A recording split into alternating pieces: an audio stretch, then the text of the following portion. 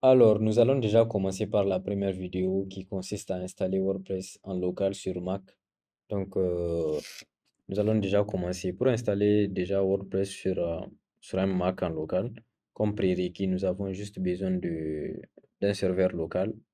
Ici, dans ce cas, nous avons besoin de WAMP.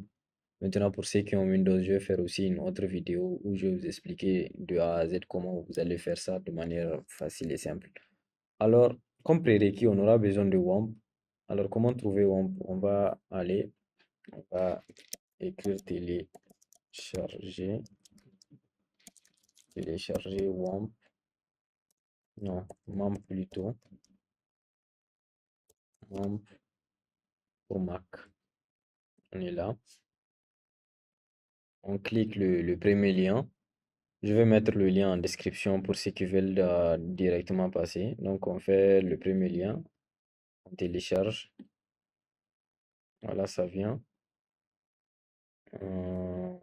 Voilà ça. On va essayer d'installer ça.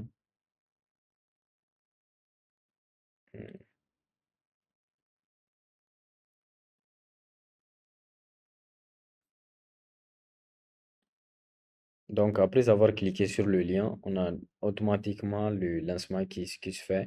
Donc, pour que la vidéo ne soit pas très très longue, je vais vous éviter ces petits détails. Donc, on va se retrouver un peu lorsque le téléchargement va finir. Ok, donc là, on vient de finir le téléchargement. On va essayer d'installer ça directement. On est là, suivant, accepter. On essaie d'installer. Donc là, on va mettre notre mot de passe pour confirmer l'installation.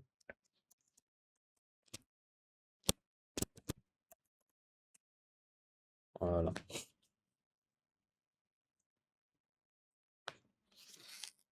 Et là, on attend un petit instant.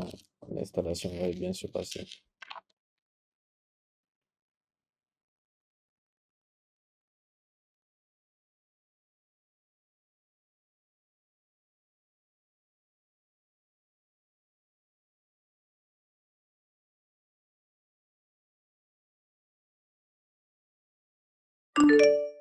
Ok.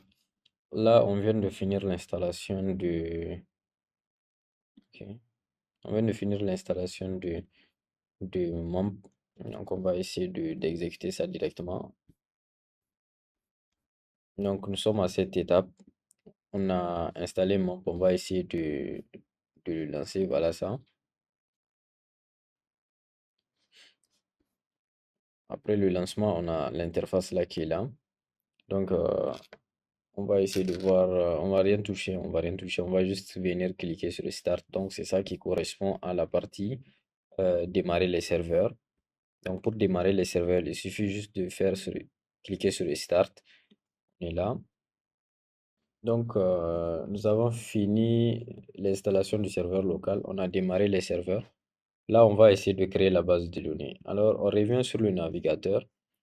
Si vous regardez un peu le lien, au début, ça a ouvert ça au niveau de localhost 2.8888 qui est le port. Donc, ce que nous, on va faire, on va enlever, on laisse le localhost avec les ports. On met maintenant php myadmin. Après, on laisse. On a cette interface-là qui est là. Donc, alors, vous allez voir ici à gauche, on a nouvelle base de données. On clique sur nouvelle base de données. Donc là, on va directement mettre le nom de notre projet. Moi, je vais nommer notre projet.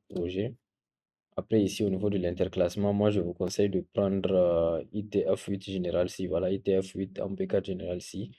Euh, on peut, c'est au niveau de l'interclassement. En fait, ça dépend de ce que vous allez choisir.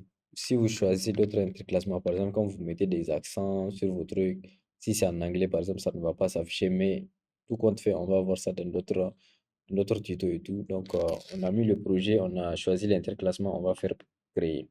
C'est-à-dire que là, nous sommes à ce niveau, on a fait cette étape aussi. Là, on va essayer de télécharger WordPress. Pour télécharger WordPress, on se rend sur wordpress.org. Donc, wordpress.org.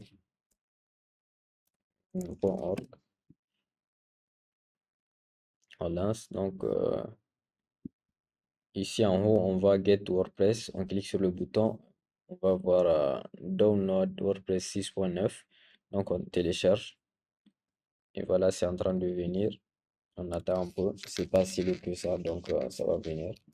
Donc, on a fini le téléchargement de WordPress. Maintenant, on va essayer de voir ça dans nos téléchargements. Et en regardant dans nos téléchargements, le voilà. On va essayer de le décompresser. On y va. Ok. Vous allez voir, il y a un dossier qui va se créer automatiquement qui a le même nom, donc WordPress ici. On peut rentrer pour voir ce qui se trouve dedans. Maintenant, on revient un peu sur le membre pour voir un détail assez important. Vous voyez ici sur MAMP, on a écrit application MAMP htdocs. En fait, le htdocs, c'est là-bas que vous devriez coller tout ce qui est votre projet. C'est-à-dire que c'est ça, c'est là-bas le dossier route. On l'appelle le dossier route. Donc, c'est-à-dire que nous, on va copier notre dossier WordPress qui est là, qu'on vient d'extraire. On va copier ça dans application MAMP, puis dans htdocs. Donc maintenant, c'est ça, on va essayer de faire. On va partir dans notre ordinateur. Voilà le dossier application. Dans l'application, vous allez voir, il y a MAMP. En rentrant dans MAMP, on va voir htdocs qui est là. C'est-à-dire on doit copier le WordPress là, ici, au niveau de htdocs. Donc, on retourne, on part prendre ça. Le voilà. On fait, on va essayer de prendre le WordPress. On va essayer de copier ça. Donc, commande C. Après, on revient dans l'ordinateur. On change un peu l'aperçu. On est là. On rentre dans l'application. On va chercher MAMP.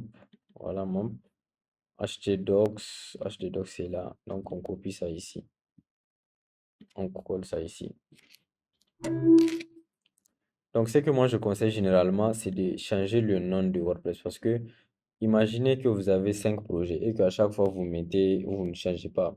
Parce que dès que vous décompressez, ça donne le nom WordPress et que vous ne changez pas le nom. Ça veut dire que vous allez avoir WordPress 1, WordPress 2, WordPress 3, WordPress 4, WordPress 5. Et là, à long terme, vous n'allez pas vous retrouver dans les projets. Donc, ce que moi je conseille, c'est de mettre par exemple là, nous, notre projet, on a appelé ça projet, n'est-ce pas? Donc, on peut mettre ici aussi projet. On lance. C'est-à-dire que là, on vient de télécharger WordPress, on va attaquer la configuration de WordPress. Maintenant, revenons sur, ça veut dire là, ça veut dire là, on vient de télécharger WordPress, on a mis ça dans le htdocs, on va essayer de configurer. N'oubliez pas, on a créé la base de données qui s'appelle projet, on a mis le dossier dans htdocs qui s'appelle projet également. Donc là, on revient sur le navigateur, toujours ici.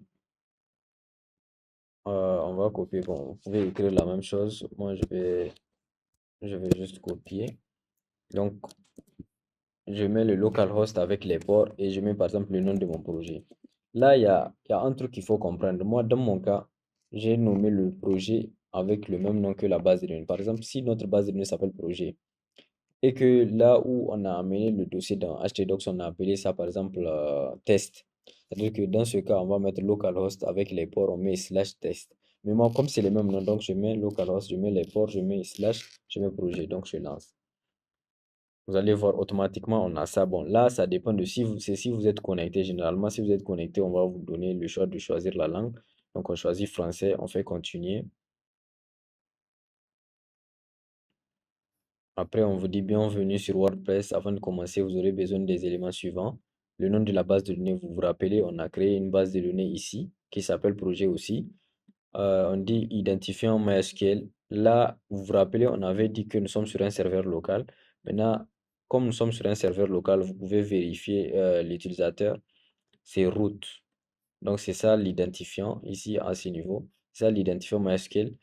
Comme nous sommes sur un serveur local, donc gardez ça en tête. L'utilisateur, c'est root et il n'y a pas de mot de passe. Donc, on essaie, on y va.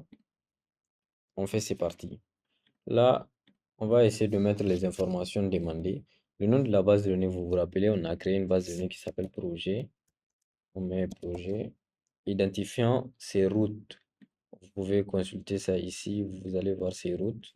Donc, on met root. Euh, Mot de passe, on met root également. Après, on envoie. Vous voyez directement, après, on nous dit c'est parfait, vous avez passé la dernière étape pour PSP désormais communiquer avec la base de données. Bon, bref. Donc, on va faire lancer l'installation et après, on va nous demander maintenant le titre du site. On va dire mon site de test. Mon site de test. Maintenant, l'identifiant. Là, l'identifiant, vous êtes libre de choisir ce que vous voulez. C'est un peu comme vos identifiants, par exemple Facebook, Instagram ou quel que soit. Vous êtes libre de mettre tout ce que vous voulez. Donc, moi, dans mon cas, je mets Majesty, comme ça. Après, le mot de passe, vous voyez, généralement, on vous propose un mot de passe assez fort, mais si vous ne voulez pas également, vous pouvez supprimer tout simplement. Mettez, euh, vous allez mettre vous-même votre mot de passe. On est là. Maintenant, après, ils vont vous dire en fonction de ce que vous mettez l'état. Donc, moi, on y va. On dit, vous aurez besoin d'un mot de passe pour vous connecter. Pensez à le stocker dans un endroit sûr. OK. Là, vous allez mettre votre mail. Je vais mettre un de mes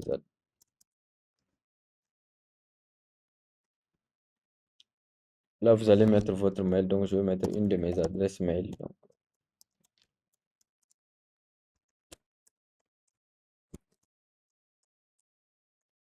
euh, après, c'est bon.